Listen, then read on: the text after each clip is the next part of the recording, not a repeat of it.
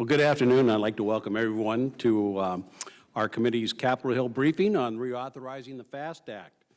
While we know this is a big priority for our counties, we don't want to forget about the possibility of a comprehensive infrastructure package. I encourage you to ask the members of Congress when they arrive questions on those topics. Also, would like to remind you folks that we have materials on the table on the outside this room, and that there'll be a sign-in sheet being passed around. And if you would please list your name on the sign-in sheet. We need to act to acknowledge some of our good folks from NACo here at this meeting. And first, we want to introduce our Executive Director, Matt Chase. Matt is here somewhere. Is he not? There you go. You know, I introduced the national commander of the American Legion one time at a baseball game, and he was down in the bathroom. So this is not the first time. Sorry, Matt. So anyway, we'd like to introduce the president, Greg Cox of NACo. Greg is here. There he is. And our past president, Ray Charles Brooks. So he's Roy. You know, Roy, I know, but I get it wrong every time. I don't know why. So you're just going to have to change your name, I think. So I apologize to you, Roy. It's because my name is Maluchnik that I get everybody else's name wrong. That's why. So, all right. Well, thank you very much. We need to move on here. So I'd like to introduce again myself as Randy Maluchnik, and I'm the chair of the NACo Transportation Steering Committee. And I want to introduce our outstanding panel of county officials who will talk to us today about the importance of federal investment in transportation infrastructure in their counties. First, I'd like to introduce, they're all to my left here. In the middle is Commissioner Cindy Bobbitt of Grant County, Oklahoma. And immediately to my left, your right, is Judge Gary Moore of Boone County, Kentucky. And then all the way over on my left is Commissioner Paul Savas of Clackamas County, Oregon. So let's warm those folks, let them know that we're here. And I'd like to hear from Judge Gary Moore first. So Judge Moore, take it away. All right, I'm going to have to come clean with you all and tell you a little story. This morning during the general session, I was there and I was prepared to introduce Secretary Carson and to do the Q&A. And when that was supposed to start, Brian Namey pulled me aside and said, "Judge, we got a little problem." He said, "The secretary's not here." So when I went to the stage today, how many were in the general session? Was everybody? Yeah, I thought probably. Gee, thanks. So when I went to the stage today and talked about the importance of transportation, the importance of getting a bill and getting it on time, and all of those things, that was this speech. So some of it may sound familiar to you, but I did. I went to the podium and to the mic and basically did a little filler, and the fact that I was hoping that no one would know that or recognize it, but I had to come clean since you were in the general session and you're here now. But it's not bad to reiterate what we're going to talk about. How many people have been in office more than 4 years? Yeah, I thought it would probably be half or maybe a little less than half. So when we go through the reauthorizations, it's a key time because one bill to the next you would think would be almost identical and be very seamless, but they can change drastically. So as we begin to work on the next reauthorization, especially when it comes to surface transportation, a lot of things may be different. When you hear the panel talk today, I think you're going to find that this panel will agree on a couple of things. And those couple of things are that we need a bill, we need a multi-year bill, and we need it on time. In past reauthorizations, we've had a lot of continuing resolutions, and it's very hard to plan over multiple years with continuing resolutions. So is one of our speakers here? Did somebody just come in? One of our members of Congress? I think so. Okay. You all help me watch, because when a member arrives, we want to get them up here right away. Their schedules are very tight, And we're going to stop pretty much mid-sentence, or maybe at the end of that sentence, and invite our guests to come up and address the group. Two of those, by the way, are former county officials. We know that Blumenauer is, and I'm told Hank Johnson is also a former commissioner. So they should understand exactly what we need and exactly what we're talking about. But what I'm saying about the reauthorization and a multi-year bill, we also need some sustainable funding. And I think you'll hear some of the members today talk about the potential of a gas tax increase. So as we hear that, and I know we as elected officials, we as politicians, that can be a double-edged sword, because we know how our audience may feel about a gas tax increase. But what I do when I talk about it at home, and I'm very open and out there, that we need more revenue. We know that the Highway Trust Fund is short. We know that these projects have gotten more expensive. And we know that the last time we had a gas tax increase, it was 1991? 1993. Just think about that for a moment. Think about how many more miles per gallon vehicles are getting today than they did in 1993. So the gas tax really should be called a usage tax. It should be a fee, a usage fee to use the highways. So vehicles are getting more miles per gallon, not to mention hybrids, not to mention all electric vehicles. And how can we continue to sustain our highway system, our roads, our bridges, and the other things that surface transportation is funded by with an outdated system? So when we hear them talk, we want to hear things like the ability to have more revenue. One thing I have found about a tax increase, and you may agree or disagree with me, but if people can see that what they are paying is actually returning to their community and they're seeing infrastructure improvements because of the additional revenue, I think they're more likely to accept it and more likely to understand it. And that's a big piece of this puzzle. We also know that with the all-electric and the hybrids, there's got to be something other than a gas tax, because then you have a system of funding that is not fair to all and also critical. We know that the trucks have gotten longer and they've gotten heavier. And someone briefly mentioned to me that one semi is equal to, do you know the stat on this, anybody? One fully loaded semi, I am told, is equal to about 900 vehicles. So think about that, and think about how many trucks you see on the highways today, and the damage that that truck may be doing to our highways.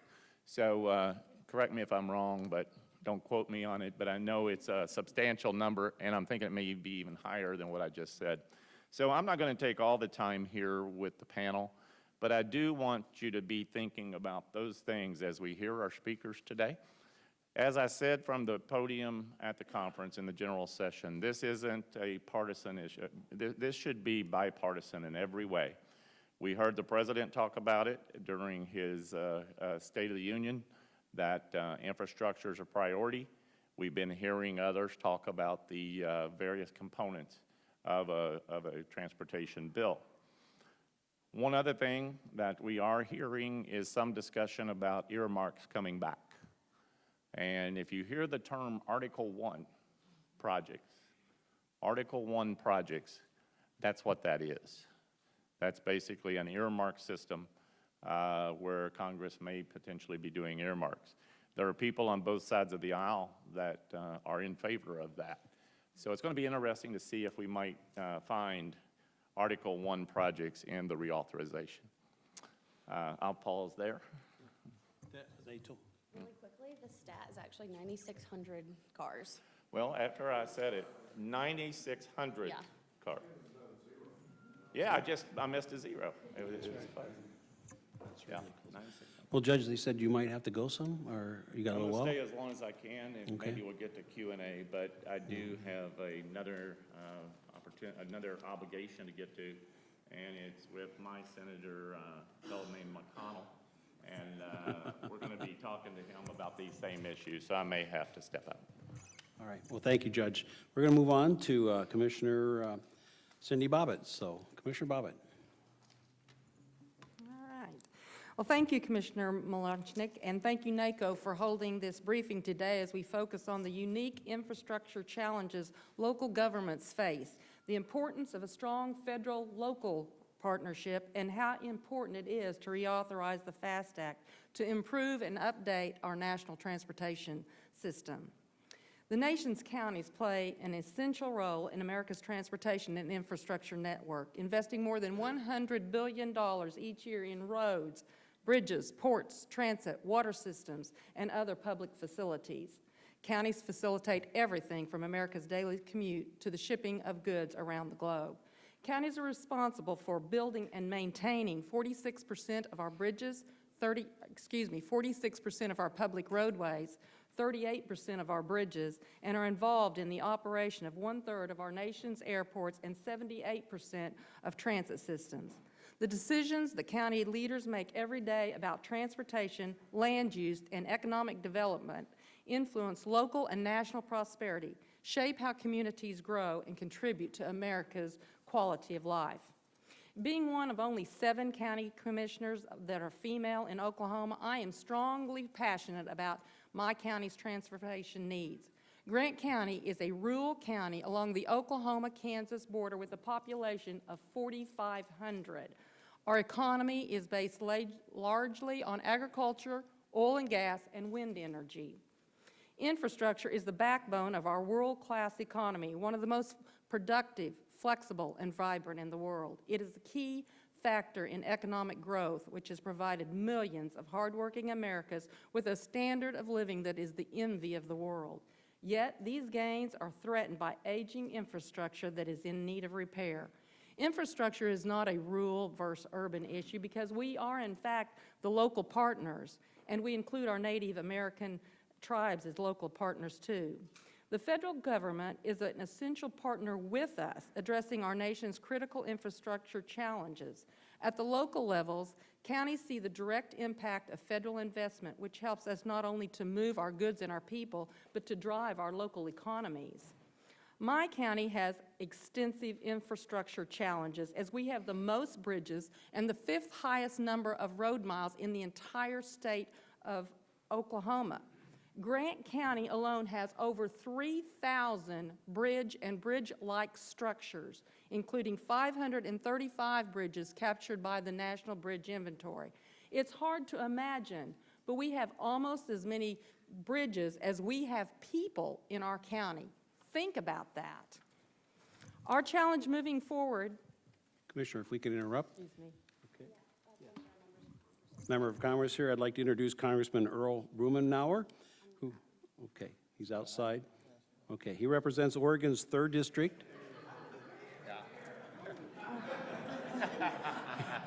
He knows the backdoor entrance to this place.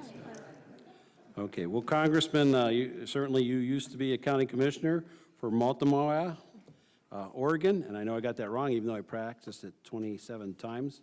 But you were a county commissioner for 8 years. But we're very glad to have you here, Congressman, and please take the floor.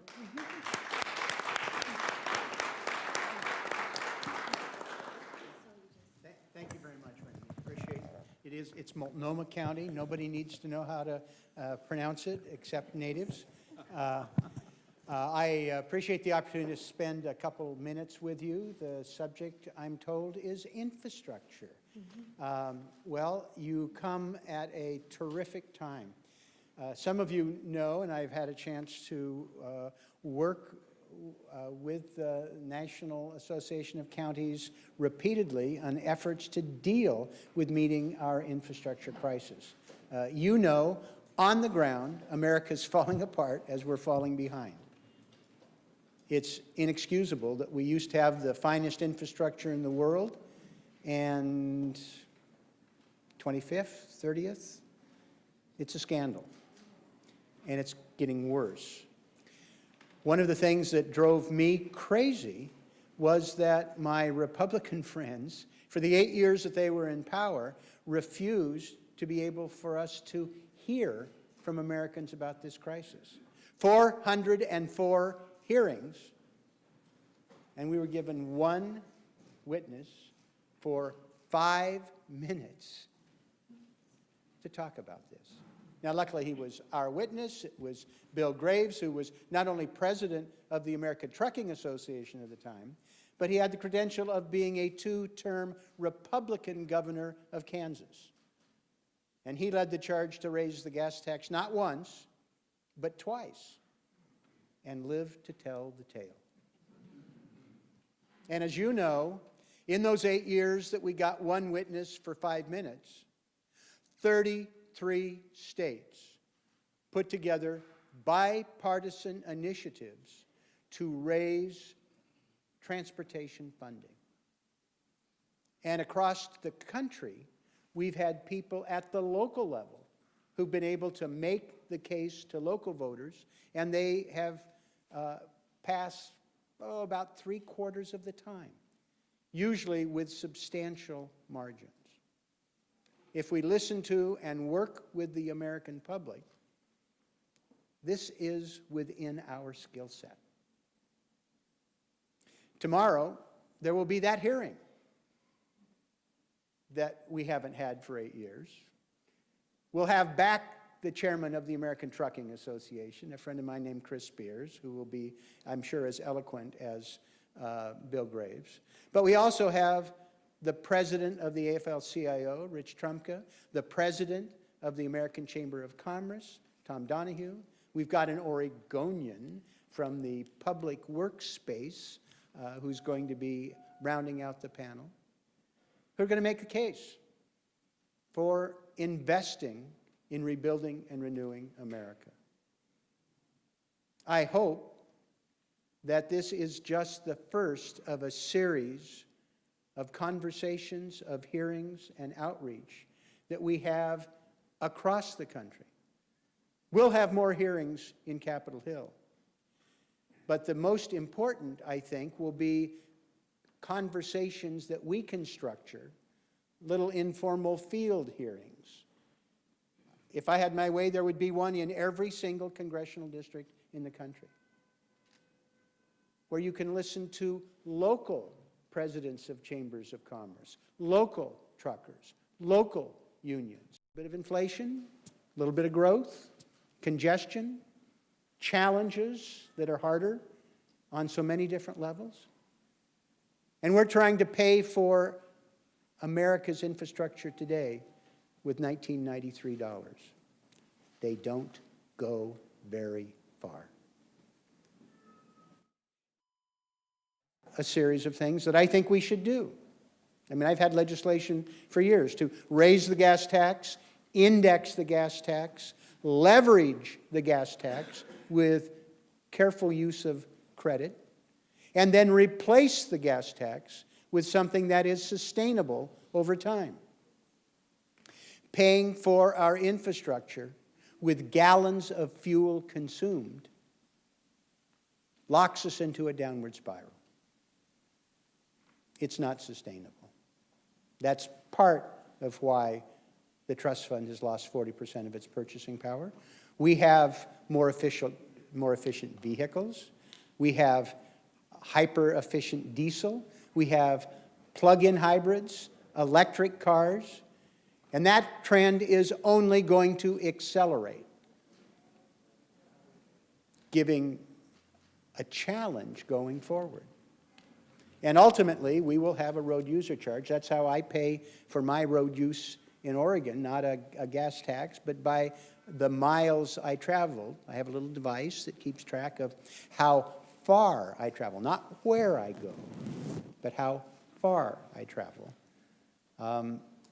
That's going to happen sometime in the course of the next 10 to 12 years.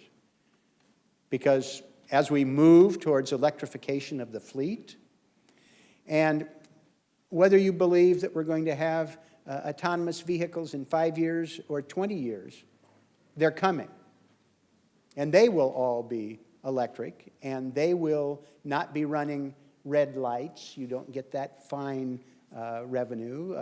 They're going to be much more efficient in terms of parking and storage.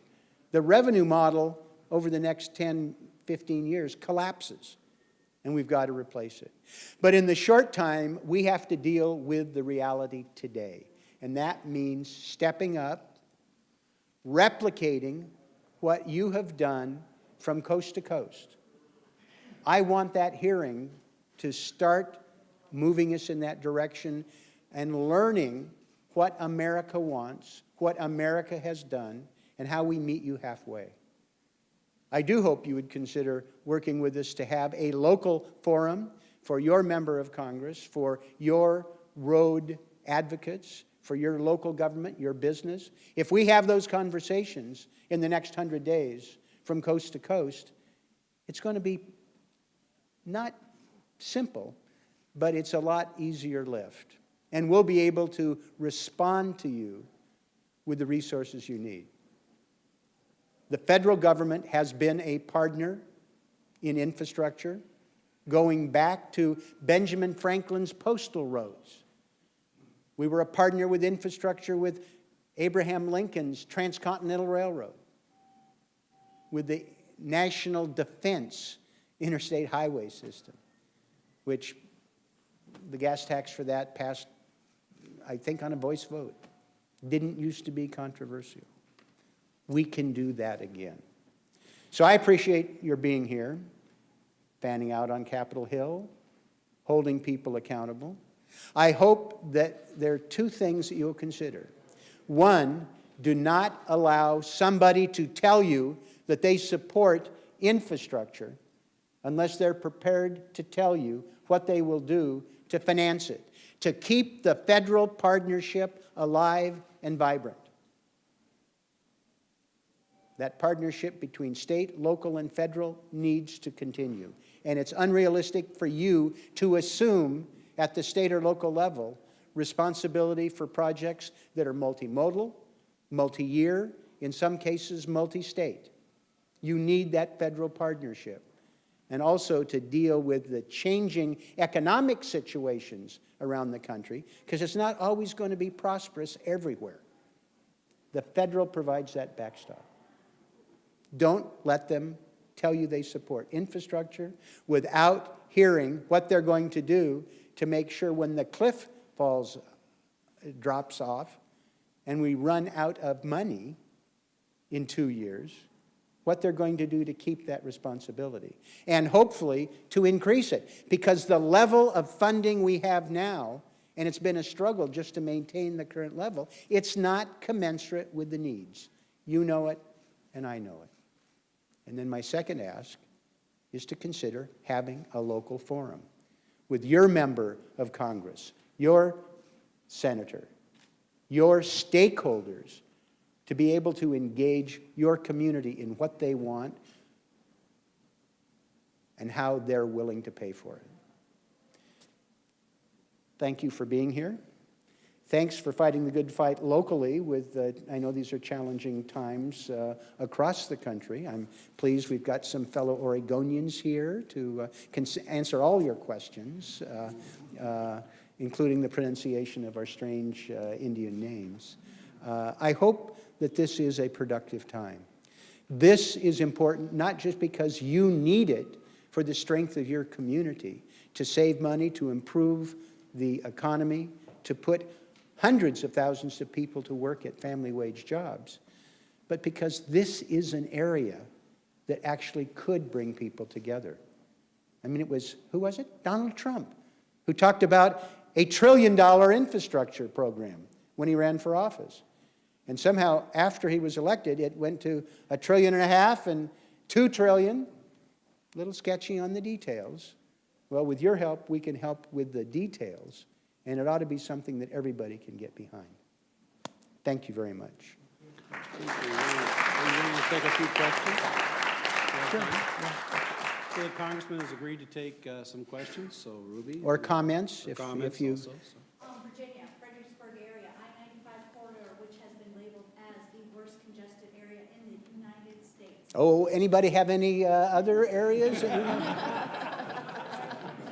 curious, with regards to your hearing that you're having and the folks that you have come representing them, recognizing that is the most congested area, is my passion in not participating, because we have had local forums with him, and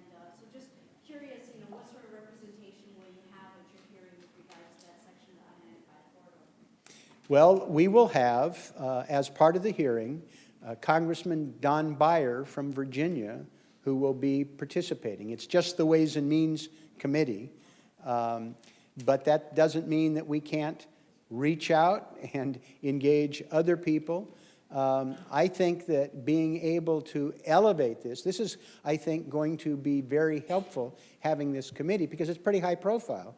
When you get organized labor, the chamber, the professions, trucking, I mean, a wide variety of people, all saying, hey, we want to pay more to be able to rebuild and renew the country. You don't hear that often in Washington, D.C. You don't hear that ever in, it's a slight exaggeration. But I think that this is going to be a good start to what we need to do over the course of the next 100 days. Our leadership in the House has reserved floor time in the late spring, late May, June, to be able to bring a package to the floor. We have people on the Transportation and Infrastructure Committee that are looking at what they might do. We need to make sure that we've heard from the American public, and that as much as we can, we get that bipartisan movement to make this a reality. We have question for time for just one more question, because the Congressman has a tight schedule, so we'll go right here. Alan Angel, King County, Delaware, sir. I'm a military brat. I start going back and forth across the country with my dad was military before there was superhighways. Having said that, the infrastructure has definitely gone down. But in my state, Delaware, the state of Delaware is about 90 miles long. We have 35 overpasses now going across Route 1, which is the Veteran Highway. I was able to ask the Transportation Secretary when he came to talk to NACo about that, was able to speak. And when I asked that question, they were working on it. That's been a few years ago. Any more that you could probably even like this one? Well, part of this is a challenge that people have walked away from how to finance the infrastructure. We have built out the interstate. We have a wide array of other areas that need assistance. And we've had study after study that has demonstrated that using the current level of funding is not adequate. We should be elevating that several $100 billion a year. And unless and until we right-size the Transportation Trust Fund, those things are not going to be addressed. It's just simple math. We have 2/3 of the bridge, 40% of the bridges are structurally deficient. We have a whole host of projects around the country with the non-interstate that have federal components. We have desires for transit that is in dire needs. Amtrak, the Gateway project in New York that could, if we don't get on the stick, could result in shutting down that whole Northeast corridor. It's a function of not having resources and a failure of will by Congress in keeping pace with the demands.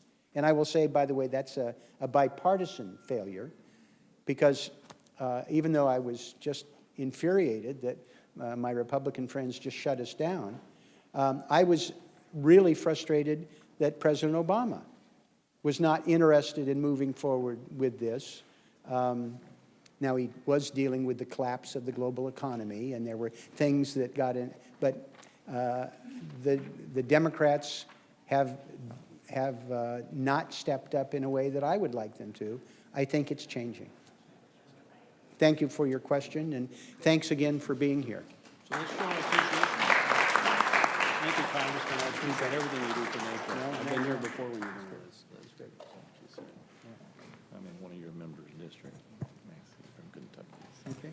I will help. We have another member of Congress with us, and it gives me a great deal of pleasure to introduce Congressman Donald Payne, Jr., who represents New Jersey's 10th District. Counties within the Congressman's district includes Essex, Hudson, and Union counties. Congressman Payne previously served as an Essex County freeholder, which is same as a commissioner. So, yep.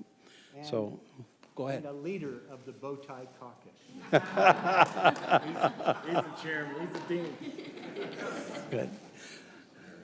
The Congressman is also a member of the House Transportation and Infrastructure Committee and has jurisdiction over both the FAST Act reauthorization and any infrastructure package we might see again this year. Thank you, Congressman, for being with us, and let's welcome the Congressman, please. Thank you so much. Thank you so much.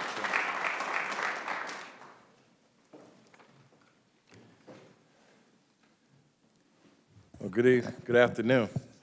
Let's see, you mind if I sit? No, please do. Oh.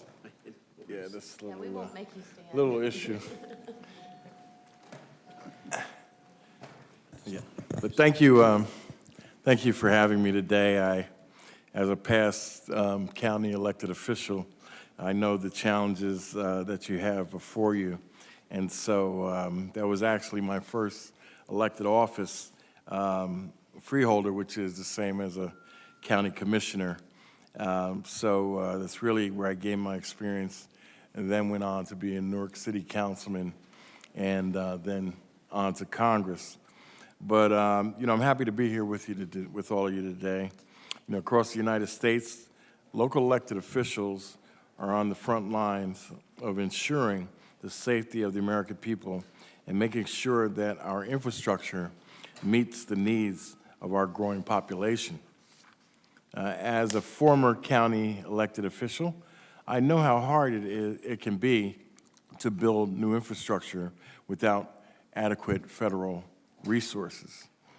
A couple weeks ago, the House Committee on Transportation and Infrastructure held its first hearing under the new Democratic majority. We heard local officials and experts talk about the pressing need for infrastructure investments at the federal level. Across the United States, our transportation infrastructure is crumbling because the federal government has spent years neglecting its investment. County officials have done a tremendous job at keeping our roads intact, protecting our bridges, and building new infrastructure. But the federal government has to do more to help you out. We need to invest in infrastructure that rebuilds bridges, roads, builds new tunnels, improves our nation's schools, and gets clean drinking water into schools and homes. By investing in our transportation and infrastructure, we will create new jobs that bolster local and county economies. I'm committed to making infrastructure investments a reality once more. That means fighting for funding for the Gateway Project, a multi-billion-dollar project that will employ people to rebuild the rail tunnels between New York and New Jersey. The Gateway Project will help counties up and down the eastern seaboard from North Carolina to Maine. I'm here to help you. Like I said, I'm a former county official, so I understand the importance of your work. Over the past few years, I have hosted 6 events called Build America, which have brought together industry, labor, government, and employees to network and learn about one another's transportation and infrastructure work and needs. Now that Congress is invested in your success. Don't hesitate to reach out to my office anytime you need help. And for those of you who are interested, reach out for more information about Build America. It's a very good series that will allow contractors and people, entrepreneurs in your counties the opportunity to understand how to work with the federal government in order to secure contracts and work that will improve your infrastructure in all of your counties. So with that, I just say thank you, continued success to you, and my door is always open. Thank you. Would you want to take a few questions, Congressman? Is your schedule allowing? Sure, I can try. Okay, again, we have a tight schedule, but a few questions. The Congressman's willing to take a few. So we have over here. Tennessee, and it sounds like we're getting more and more local folks who've been in our position here, which is a great sign for us.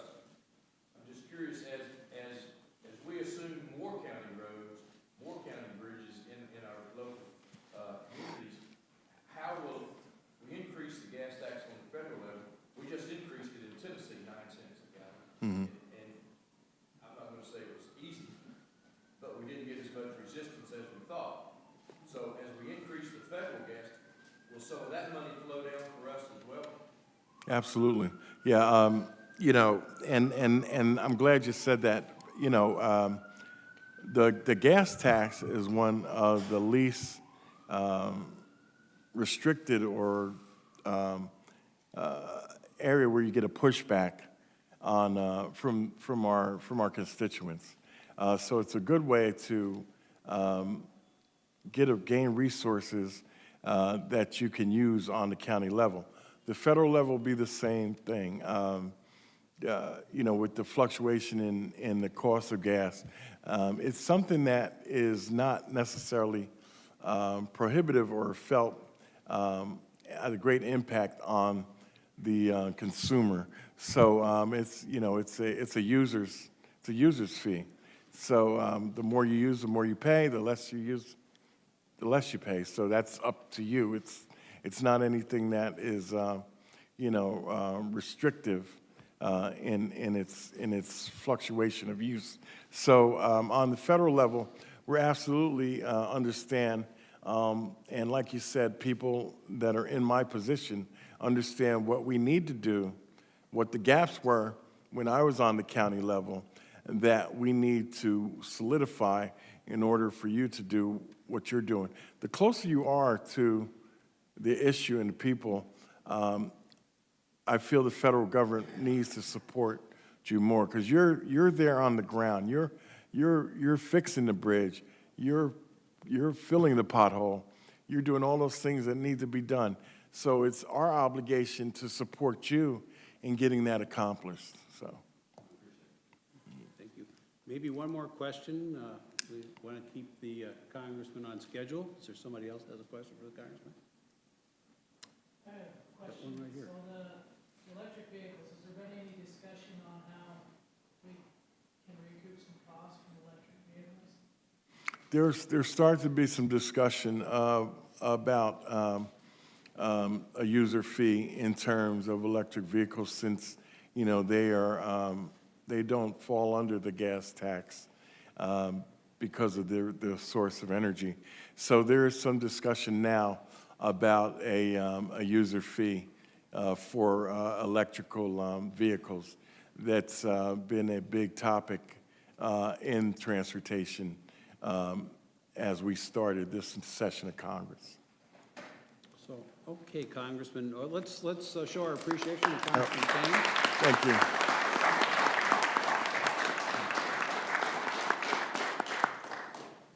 Thank you so much, Congressman. We're at 2:38. I know that some of you have to go, and we were thinking about 2:40 or 2:45. You have another appointment. So if it's all right with everybody, we might recess here for about 2 minutes for those of you that have to go so that you don't disrupt the proceedings. Would that be all right, folks? Sorry to see you go. And we'll get started here in just a moment. We'll come back with Commissioner Bobbitt. Do you have a mic, Cindy? Cindy, are you okay with that mic? Yes. Thank you for the good question.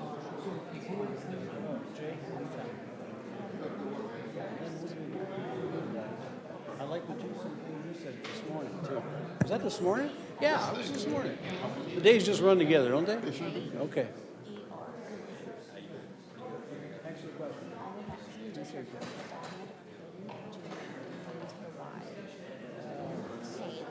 With a Y. Martha's with a Y. Well, they had some trouble. I mean, if you got time, I can tell you some of the problems that happened a couple sessions ago. Oh, okay. And if we,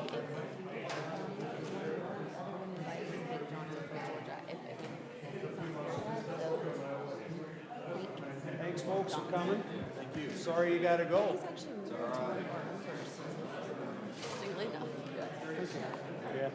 All right, we're watching.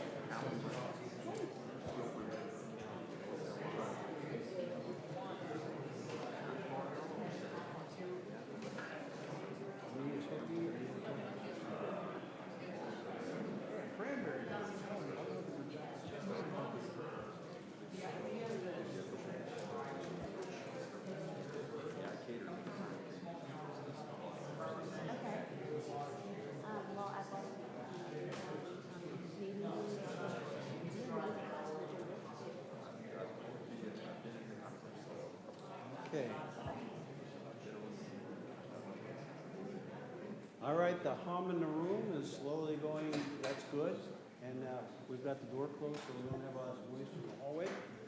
Commissioner Bobbitt, if you would continue with your remarks. Thank you. All right, we're moving forward. And our challenge moving forward is that we must build for the future and not the present. We are building for the future of America's infrastructure foundation across all 3,069 counties.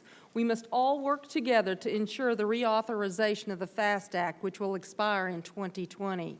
Another key component to transportation funding is through the Federal Highway Trust Fund. NACo supports an increase with an index to inflation of the user fee, commonly referred to as a gas tax, which was last raised in 1993. The Highway Trust Fund is expected to run out of its reserves by 2021.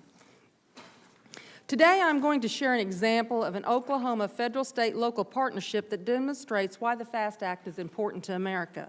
First, because of the condition of our county bridges, Oklahoma County Commissioners have worked to accelerate bridge replacement efforts with our state. An example of a partnership came through the Oklahoma Department of Transportation in 2011 when they transferred 2,067 used beams from the deconstruction of the Crosstown I-40 bridge in Oklahoma City for repurposing on county bridges. Grant County received over 100 beams, more than any other county in Oklahoma, and has built over a dozen new bridges. 2 additional bridges will be built next year using these beams, and we plan to use federal money through the Surface Transportation Block Grant Program, previously known as STP. The funds will come through the FAST Act, and they provide an important cost-sharing revenue for all counties. Counties can see a savings of $25,000 to $75,000 per bridge with these beams, and today 43 counties have used over 1,000 of these beams and have built over 173 bridges, and with more being planned. And this is a really great example of a federal, state, local partnership that includes the FAST Act. In conclusion, counties that tie infrastructure investments to complement community goals are well positioned to grow businesses, create quality jobs, retain and attract skilled workers, and support families to build lasting communities for generations. Our greatest challenge is ensuring that we can build and maintain a safe, efficient transportation system that allows counties, states, and our nation to remain competitive in an increasingly global marketplace. In reality, we need to be investing well above the current insufficient levels. A county, state, or nation just trying to stay afloat isn't going to be in the position to compete in the global economy against other countries that are rapidly increasing their infrastructure investment. We can continue to lead and to win the future, but we must be willing to at least invest in much in our transportation network as our competitors are investing in their own futures. We must build the foundation for American infrastructure on a strong federal, state, local partnership that addresses our transportation initiatives.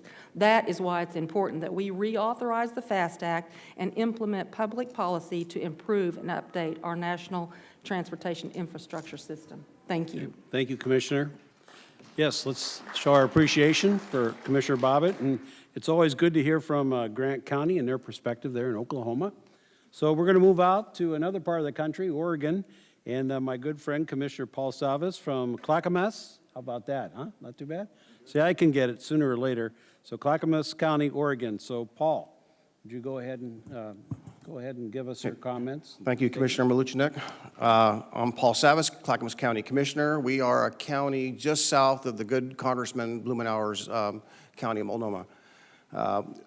We are excited to be here today to tell you a little bit about our story and kind of build on the good conversation we're having here this morning or this afternoon. So we are a suburban county, and we're also a rural county that is struggling with rapid population growth. We're currently at 416,000 people, and half of that population is in the rural and farm and forest areas. We are part of the southern portion of the Portland metro region with a small geographic portion that's in the MPO, if for those of you who know what MPO is. We have both affluent and impoverished areas, which includes 16 cities and one of the fastest growing cities in the whole state of Oregon.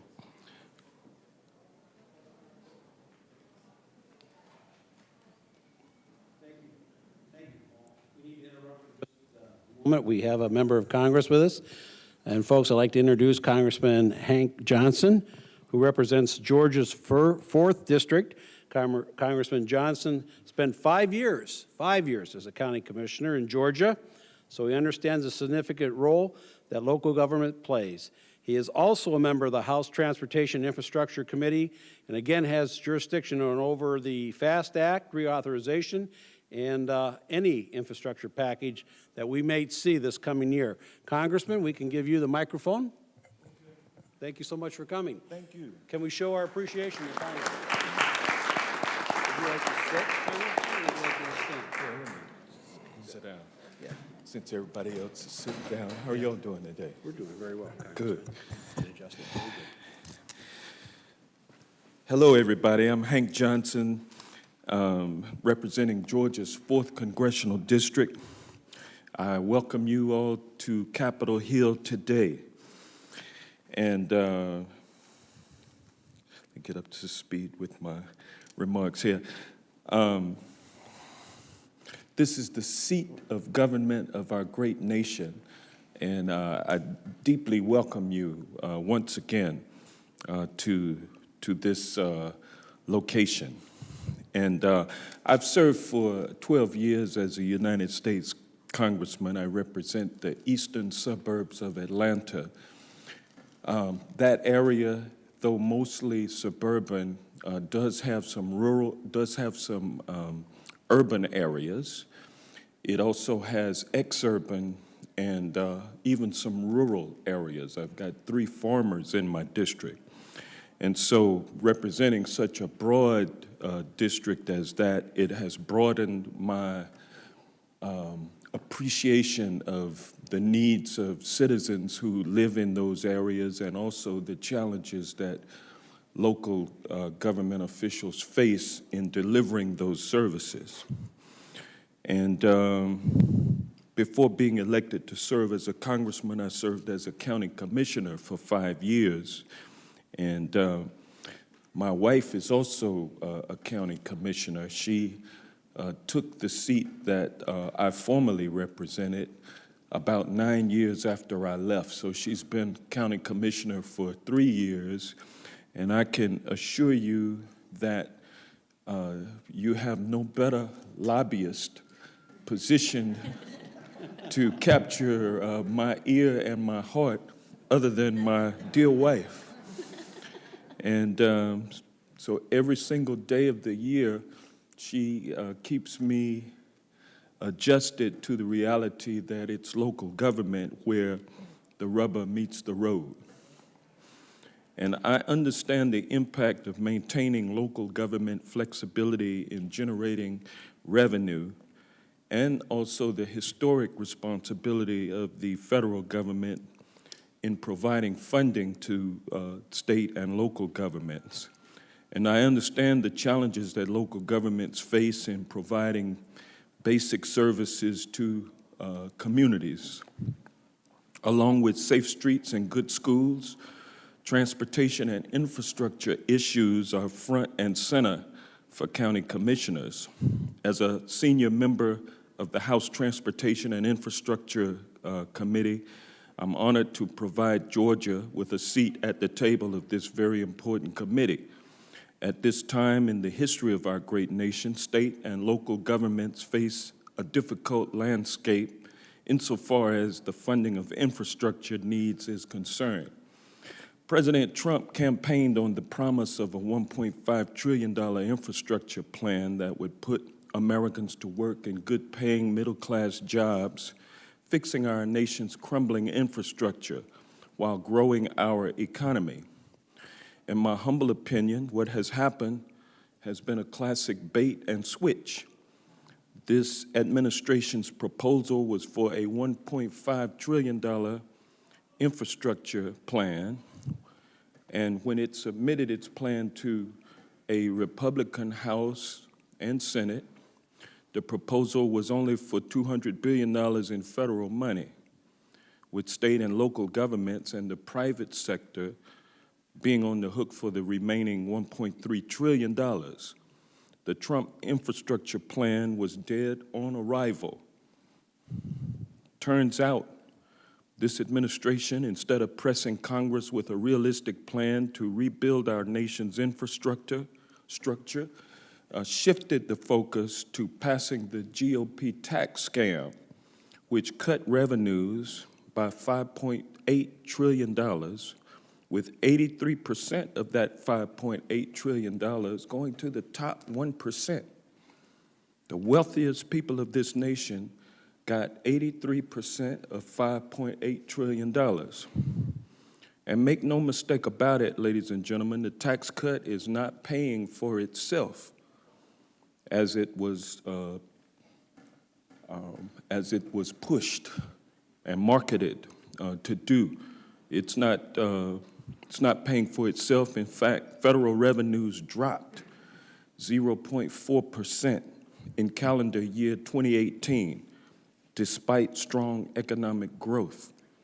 This is an ominous sign for our infrastructure and for our future as a nation. And I realize that some of you may feel that what I've just said is a little too partisan, but it is actually the truth as I see it, and I know that there are many economists who agree. Our nation is challenged right now.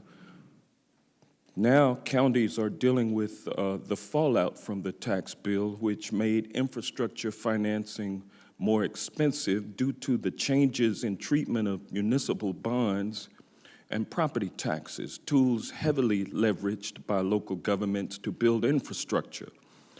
And of course, the tax bill drastically reduced the amount of federal funding available for domestic spending because it exploded the deficit and the nation's long-term debt. As you know better than anyone else, most investment infrastructure, about 3 out of every $4 for opening, maintaining, and improving infrastructure, occurs at the state and local level. The first 2 years of this administration saw no progress towards passage of a plan to rebuild the nation's crumbling infrastructure. That's the bad news. The good news is that I have every hope that the House will come up with a transportation infrastructure bill this year with a deadline of May to get a bill reported out of committee. Tomorrow, Chairman DeFazio and Ranking Member Graves will testify before the Ways and Means Committee to outline a variety of funding options for Congress to choose from to fund upcoming legislation. We hope the President recognizes this bipartisan cooperation and agrees to sign legislation that will help our county and state governments address their infrastructure needs in a meaningful way. Although we are highly partisan here in Washington, D.C., one thing that we can work on in a nonpartisan way, as we have done in the past, is infrastructure. And I look forward to us proceeding in a bipartisan way on that.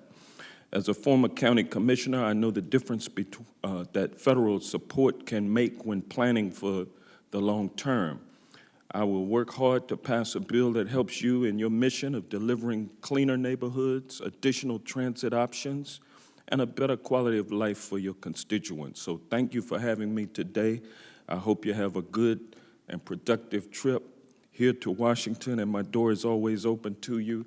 I'll tell you, I used to enjoy coming to NACo as a county commissioner.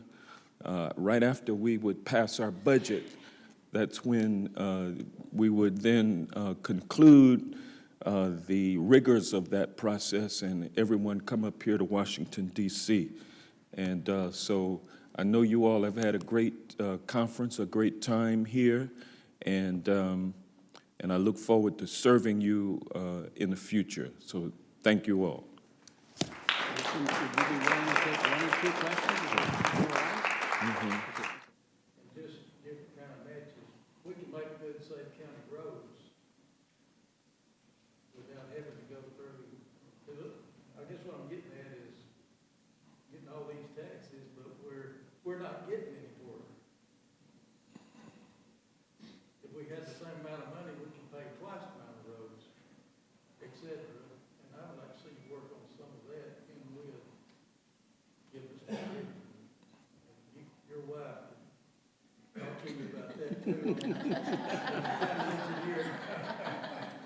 Oh, what we're facing, we're making as much money go as far as Yes, I definitely understand that sometimes the regulations cause projects to not move as quickly as they can move. And I'll tell you, part of that has to do with the decades-long, multi-decade-long defunding of the federal government and the shrinking of the bureaucracy in terms of people who work for the federal government carrying out the mandates that Congress has imposed. And so you get rid of the people, but yet you still have the things that they have to do to protect the safety and the health of the people. You don't have enough people paying attention to moving these projects along expeditiously. And so that's an institutional barrier. And then sometimes regulations have outlived their usefulness, and you've got to address that fact. And so it's a complicated scenario, but I understand exactly what you are saying, and we need to work on all of those kinds of challenges that a lot of unfunded mandates that the federal government has imposed on state and local governments. We've got to limit those, and we've got to adjust the rules and regulations that some of which have been in existence for generations and no longer effective. So I understand what you're saying. Thank you. Well, let's show our appreciation to the Congressman. Thank you, sir. Thank you, sir. Really appreciate you doing it. Okay. Thank you very much. Have a great day. Yes. Thank you, Congressman.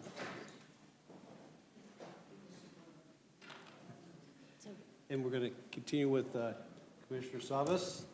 Okay. His comments. Great. Commissioner. So thank you. So Clackamas County is home to Mount Hood, the tallest mountain in Oregon, and Willamette Falls, which by volume is the second largest waterfall in the country. And tourism, obviously, because of those, there's a very hot industry. The Portland Metro Tri-County area is home to one of the hottest economies in the country. That said, our transportation infrastructure is woefully undersized. There is congestion on interstates, our state highways, and our local roads, and our old farm roads are now de facto arterials. As a result, we often rank in the top 10 most congested regions in the country. Housing and land costs are driving new homeowners farther and farther away from the center of Portland and employment centers, further adding to congestion. The suburban community of Happy Valley, one of our cities, is the fastest growing city in Oregon with an estimated annual population growth of 45% since the 2010 census. Investment in the regional transportation system to access lands that will provide housing and employment opportunities is needed. Unfortunately, the political influence in our county, or in our region, favors the metropolitan hub, creating a political environment that is not very interested in expanding roads and highways. There is a tremendous need for transportation funding focused on highway capacity for both commuters and freight.